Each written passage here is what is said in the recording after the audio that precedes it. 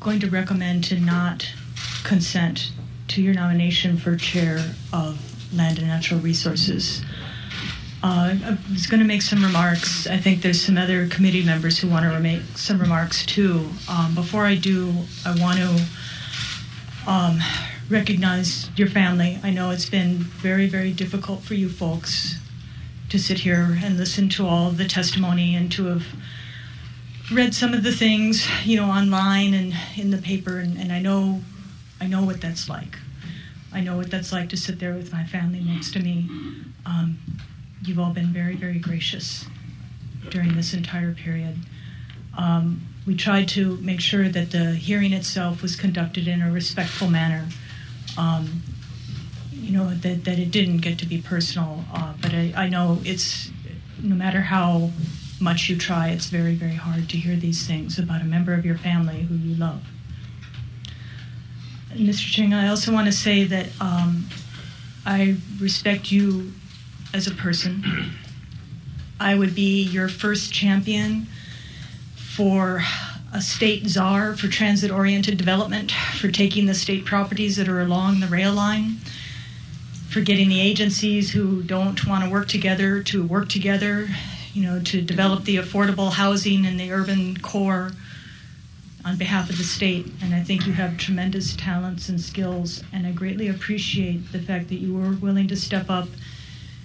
And if for some reason the full Senate doesn't confirm you, I hope and pray that you would find a role where you can use your immense talents for the state, where you would have so many people supporting you. And if for some reason you are confirmed by the Senate and move forward, and I am wrong in my recommendation and you prove me wrong, I will be the first person to stand up on the Senate floor and to acknowledge you. But let me just read something to explain my vote.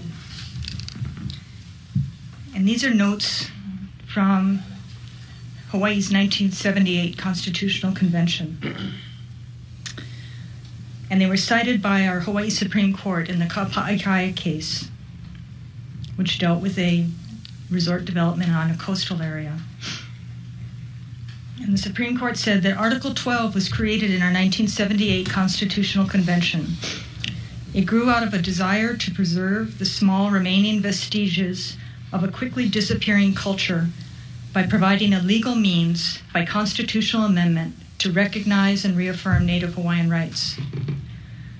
Sustenance, religious, and cultural practices of Native Hawaiians are an integral part of their culture, tradition, and heritage, with such practices forming the basis of Hawaiian identity and value systems.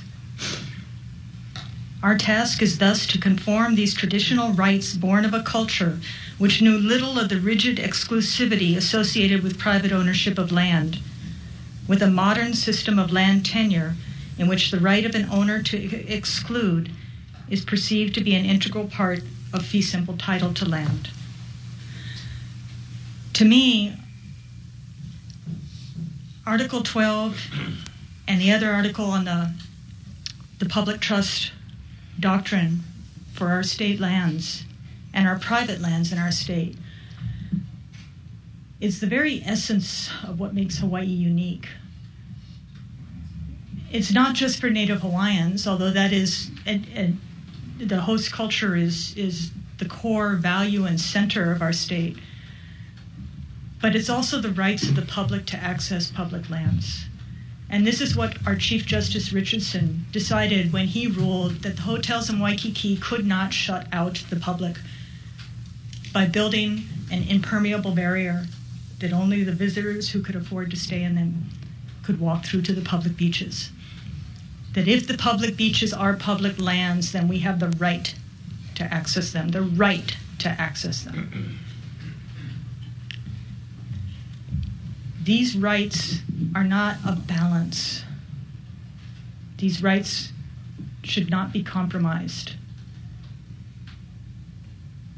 The chair of the Department of Land and Natural Resources makes many decisions within that agency that never reach the board, that never rise to the level of attention of the governor.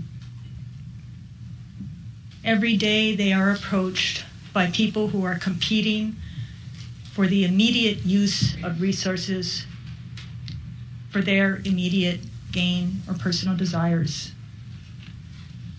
And they are the one voice in the cabinet, often arguing with the governor, often arguing with the other department directors, often arguing with the attorney general that something is not a legal opinion, it's a policy call, on behalf not only of the public, but on behalf of the resources themselves.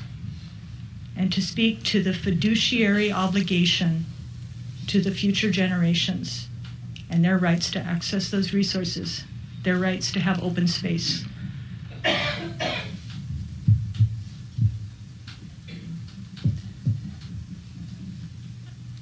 I listened very closely when you spoke, both here as well as in the other groups that you met with, and some of the things were put up on YouTube and watched them.